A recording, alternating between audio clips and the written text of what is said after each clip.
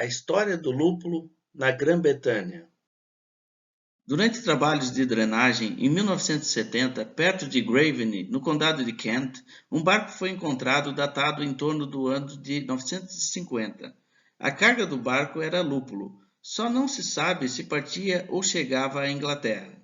Uma descoberta notável, uma escavação arqueológica de Chippewa Hill, no condado de Cambridgeshire, grãos de pólen de lúpulo, datados de cerca de 3000 a.C., foram descobertos, sugerindo que o lúpulo também é uma espécie nativa da Grã-Bretanha.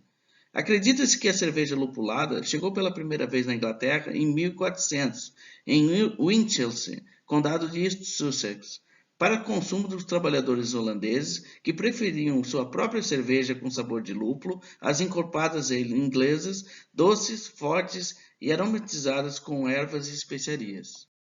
Contudo, inicialmente a ideia do uso do lúpulo na produção de cervejas não foi bem aceito. Segundo relatos, em 1426 foram postas informações contra um homem em Maidstone, condado de Kent, por colocar na cerveja uma erva daninha chamada hope. Outras cidades inglesas proibiram o uso do lúpulo na fabricação de cerveja. Norwich fez isso em 1471, Shrewsbury em 1519, onde o lúpulo era descrito como uma erva daninha, perniciosa e perversa. Muitas pessoas na época consideravam o lúpulo adulterante. Lúpulos na cerveja foram acusados de incitar os seguidores da rebelião de Jack Cade contra o governo inglês em 1450.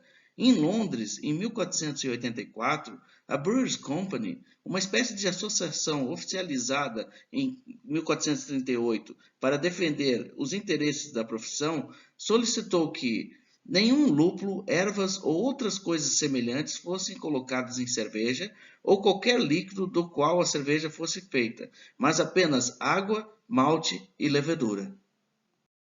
No início do século XVI, no entanto, a cerveja ganhava terreno. A Alfândega de Londres contém uma receita publicada em 1502, iniciando a fazer cerveja com lúpulo.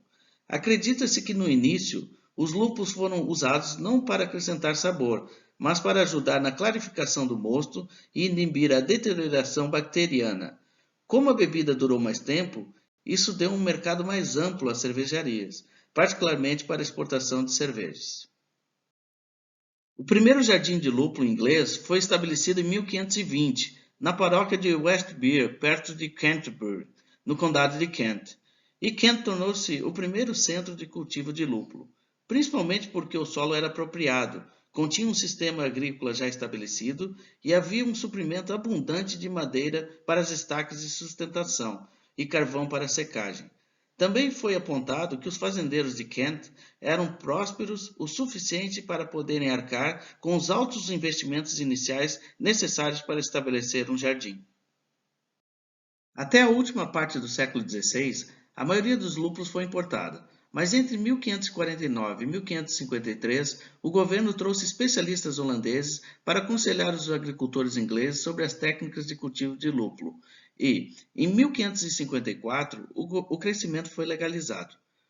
O lúpulo provou ser uma cultura tão lucrativa que a legislação foi logo exigida para impedir que os agricultores abandonassem a agricultura arável em favor do cultivo de lúpulo e assim perturbassem a economia nacional.